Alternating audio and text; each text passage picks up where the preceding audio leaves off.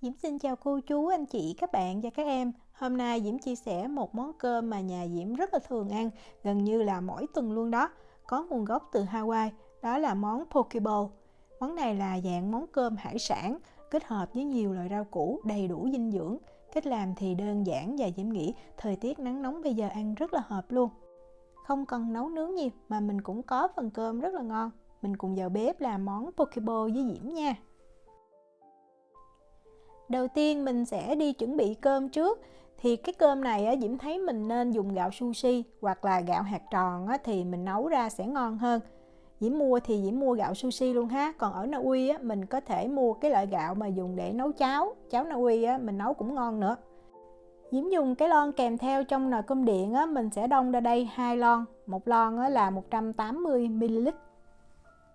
Rồi bây giờ mình mang cái gạo này mình vo 2 lần nước ha. Công thức hôm nay thì mình sẽ làm được 4 phần ăn. Nếu mà mình không có gạo hạt tròn này thì mình dùng gạo hạt dày cũng được. Nhưng mà Diễm thấy gạo hạt tròn thì nó sẽ ngon hơn. Sau khi vo sạch xong rồi thì bây giờ mình đong nước ha. Mình vo sạch sau đó bao nhiêu gạo thì mình đong bao nhiêu đó nước thôi. Vì vậy Diễm cũng đong 2 lon nước, hoặc mình đong đúng bằng trong cái nồi thì nó cũng ra cái cơm rất là ngon. Rồi mình cho vào nồi cơm điện và mình dùng cái chức năng nấu cơm bình thường đó, mình nấu thôi. Trong thời gian này thì Diễm sẽ chia sẻ cái cách làm sốt mayonnaise để mình ăn cùng với cơm này. Và cái sốt này rất là tiện, Diễm thấy mình ăn chung với lại bánh mì cũng ngon nữa. Mình có một cái lòng đỏ trứng gà nha. Tiếp theo thì mình sẽ có 3 gram muối.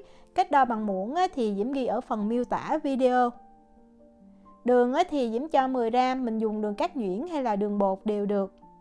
Và mình có thêm ở đây là 5 gram mù tạt. Có mù tạt tại vì trứng sống Diễm thấy mình ăn nó sẽ không có bị tanh. Nếu mà không có mù tạt thì mình bỏ qua cũng được nha, không có sao hết. Và để tạo cái vị chua, đồng thời cũng khử mùi cho trứng thì Diễm có thêm ở đây là 10 gram nước cốt chanh. Đây là nước cốt chanh tươi luôn. Rồi mình dùng máy đánh trứng, mình bật tốc độ trung bình. Máy Diễm có 5 số thì Diễm để số 3. Và bây giờ mình sẽ đánh cho trứng và những cái nguyên liệu này nó đều với nhau, đồng thời nó bông đặc lên. Thời gian thì Diễm thấy ít nhất phải là 1 phút nha. Tại vì trứng Diễm lấy ngay từ trong tủ lạnh ra. Vì vậy mình đánh như vậy cũng giúp cho nó hết lạnh, thì khi mà mình cho dầu vào nó không có bị tách dầu. Mình đánh làm sao mà mình phải thấy trứng nó đặc và nó chuyển sang cái màu vàng nhạt như vậy nè. Đó, thì lúc này mình mới lấy dầu mình cho vào. Lượng dầu thì mình cần 300ml và mình chia ra làm 3 lần. Đầu tiên thì mình sẽ đong ra 100ml, mình cho từ từ vào. Cái này thì Diễm giữ nguyên cái thời gian mà Diễm cho dầu vào luôn ha. Nếu mà mình đánh cái trứng đầu tiên, mình đánh cho nó bông đặc và nó chuyển sang cái màu vàng nhạt thì lúc mà mình cho dầu vào như vậy rất là nhanh luôn. Mình không có lo mà trứng nó bị tách dầu ra. Khi mà mình cho hết cái lượng dầu thì mình sẽ thấy mình được cái sốt nó đặc như vậy. Mình tiếp tục mình đánh thêm khoảng chừng 10 cho tới 15 giây nữa nha.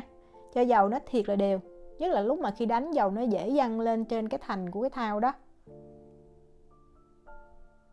Đó, như vậy là được. Mình thấy ở đây rất là đặc luôn.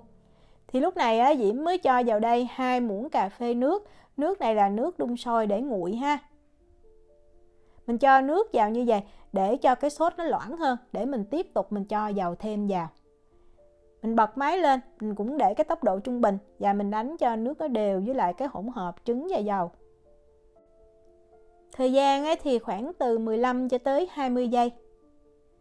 Đó, khi mà mình thấy đã đều hết rồi và mình thấy lúc này cái sốt nó cũng mềm hơn, nó loãng hơn, thì mình mới đong tiếp 100ml dầu và mình cho từ từ vào. Mình cũng để cái tốc độ trung bình luôn nha. Đó, mình cứ cho hết lượng dầu là được. Lúc này mình cho dầu vào nhiều cũng được, không có lo là bị tách dầu đâu. Rồi mình đánh thêm khoảng 15-20 giây cho cái sốt nó đặc như vậy. Rồi mình lại tiếp tục, mình lấy 2 muỗng cà phê nước mình cho vào. Giữ máy tốc độ trung bình và mình đánh cho nước nó đều như vậy để cho cái sốt nó mềm hơn. Để mình tiếp tục mình cho hết cái lượng dầu còn lại. Mình đông thêm vào đây là 100ml dầu nha, và mình cũng cho từ từ. Nếu mà mình thích cái sốt này nó có cái mùi nấm truffle á, thì mình lấy cái dầu truffle mình cho vào lúc này luôn. Cho hết dầu rồi thì mình cũng đánh thêm khoảng 15 cho tới 20 giây cho sốt nó thiệt đều. Và mình sẽ cho thêm vào đây 2 muỗng cà phê nước nữa. Như vậy để cho khi mà mình bảo quản sốt trong ngăn mát tủ lạnh, mình lấy ra mình ăn, sốt nó sẽ không có bị tách dầu lúc mà mình khuấy hoặc là mình múc nhiều. Cái này là một trong những cái bí quyết nha. Đó, cho nước vào thì mình đánh đều thêm một lần nữa. Vậy là mình đã làm xong sốt rồi. Mình thấy sốt lúc này nó sẽ hơi mềm nhưng nó không có bị chảy nha. Khi mà mình bảo quản trong ngăn mát tủ lạnh thì sốt nó sẽ đặc hơn. Cái vị thì nó sẽ có cái vị chua ngọt đậm đà chút. Diễm thấy ăn chung với cơm này hoặc là mình ăn chung với bánh mì Việt Nam cũng rất là hợp. Một công thức thì Diễm chia ra làm 2 phần. Một phần Diễm cho vô cái bình xịt và một phần thì Diễm cho vô trong hũ như vậy. Và mình cất trong ngăn mát tủ lạnh ha. Khi nào ăn thì mình lấy ra thôi. Mình có thể giữ trong ngăn mát tủ lạnh được 2 tuần. Cơm sau khi nấu chín vừa bật nút thì mình sẽ lấy ra và mình cho liền cái giấm vào. Mình không có cần xới nha. Thì cái giấm công thức là 2 cái lon gạo thì Diễm cho 100ml giấm. Này là giấm sushi. Cái này thì chai giấm Diễm mua sẵn. Còn nếu mà mình thích tự pha thì trong cái video Sushi Maki Diễm có chia sẻ cái cách tự pha giấm rồi cũng rất là dễ. Mình có thể xem lại ở video đó. Hoặc là mình mua cái chai giấm sẵn này thì tiện ha. Một chai giấm này thì Diễm nấu được 3 phần công thức như vậy. Và cái gia vị của chai giấm Diễm thấy rất là hợp với nhà Diễm. Cái công thức mà Diễm chia sẻ thì nó cũng giống y như vậy luôn. Mình cũng có thể làm nha. Đó, mình trộn cho giấm thấm đều với cơm. Rồi mình để cho cơm nguội. Vậy là đã xong rồi. Bây giờ mình đi pha cái nước sốt để mình trộn cá. Nước tương thì Diễm lưu ý là mình dùng nước tương lạc nha. Mình sẽ đông vào đây 50ml. Diễm dùng cái nước tương lạc này hiệu Ly Kumki. Và Diễm có thêm ở đây là rượu mirin. Mirin này thì là một cái loại rượu ngọt của Nhật ha. Mình không cần cho đường và mình cho mirin này thì giúp cho cái nước sốt nó thơm. Đồng thời nó có cái vị ngọt tự nhiên. Mình sẽ cho vào đây 25ml. Và ở đây là cá sống. Vì vậy Diễm muốn cái vị nó hơi cay tí xíu. Diễm sẽ cho vào 1 muỗng cà phê tương ớt sriracha nha. Nếu mà mình thích ăn cay hơn thì mình có thể cho thêm. Mình khuấy ra cho thiệt là đều. Sau đó mình sẽ cho thêm vào đây 1 muỗng cà phê dầu mè. Vậy là mình đã làm xong cái sốt để mình trộn cá rồi.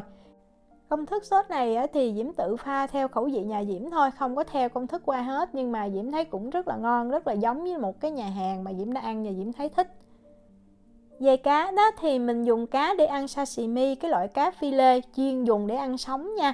Ở Na Uy thì mình vào trong mini Diễm thấy mua là tươi ngon nhất. Và Diễm mua cái hiệu này. Công thức hôm nay thì mình cần 400g cá. Vì vậy Diễm mua 2 miếng. Và ở rìa cá này thì nó hơi mềm, không có ngon. Vì vậy thường Diễm sẽ cắt cái phần này Diễm bỏ đi. Và khúc cá này thì Diễm sẽ chia nó ra làm 3 phần. Rồi mình sẽ cắt thành từng cái miếng vuông ha. Lưu ý là mình đừng có cắt to quá mà mình cũng đừng có cắt nhỏ quá nha. Nếu mà mình cắt to quá, mình ăn cái miếng cá sống nó to, nó chưa có thấm cái sốt thì nhiều khi nó lại không có ngon, nó hơi tanh. Trong khi nếu mà mình cắt nhỏ quá thì nó thấm cái sốt nhiều, nó sẽ bị mặn. Đó, mình cho vào trong tô như vậy. Rồi mình cho hết cái phần nước sốt hồi nãy mình đã pha. Cái công thức nước sốt này thì mình có thể pha với lại tối đa 500g cá tươi ha. Mình trộn lên cho thật là đều. Sau khi trộn đều xong rồi thì mình sẽ bọc kín lại và mình để trong ngăn mát tủ lạnh 30 phút là mình ăn được ha. Cá này thì lưu ý là mình ăn lạnh mới ngon nha. Mình để ở nhiệt độ phòng lâu quá thì cá nó sẽ mềm, nó mất đi cái vị béo và nó dễ bị tanh. Và Diễm thấy ăn kèm thì mình nên có ở đây là tôm chiên xù. Tôm chiên xù thì Diễm thường mua cái loại sẵn này luôn cho tiện. Làm món này thì rất là nhanh ha. Cái này mình mua ở mini là có. Và Diễm cho vào trong nồi chiên không dầu để Diễm chiên. Còn nếu mà mình muốn tự làm rất là dễ, trong video Sushi Maki Diễm cũng đã có chia sẻ rồi. Mình có thể xem video đó nha. Một hộp như vậy thì nó có 8 cái con tôm vừa đủ cho 4 phần ăn luôn. Và mình chiên bằng nồi chiên không dầu. Diễm bật lên là 200 độ C, 392 độ F và mình sẽ chiên trong thời gian từ 10 cho tới 12 phút. tùy mình lấy tôm ra nó có tan đá hay không. Nếu mà mình vừa lấy ra mình chiên liền thì 12 phút là ngon. Còn nếu đã tan đá tí xíu thì mình chiên 10 phút. Loại làm sẵn này thì mình ăn cũng được thôi ha, chứ không thể so sánh như là tôm tươi mình tự chiên được. Về rau củ ăn kèm thì tùy mình có cái gì. Trong tủ lạnh Diễm lúc nào cũng có dưa leo, thì Diễm hay dùng dưa leo lắm. Mình cần ở đây là 100g nha. Tùy mình thích dưa leo thì Diễm muốn gọt cái vỏ nó. Mình không có ăn vỏ cái dưa leo này thì cái vỏ nhiều khi nó lại không có bổ lắm. Và mình cắt cái trái dưa leo này ra làm tư ha. Sau đó mình cắt ra thành từng miếng.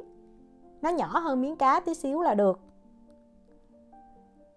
Và thêm một nguyên liệu không thể thiếu đó chính là trái bơ. Trái bơ công thức này thì mình cần nguyên trái luôn. Mình cắt trái bơ ra làm đôi, sau đó mình bỏ cái hột đi. Rồi mình lột cái vỏ và mình cắt làm sao cho nó bằng cái miếng dưa leo là được. Và mình có thể kết hợp với lại những cái loại rau cải mình thích.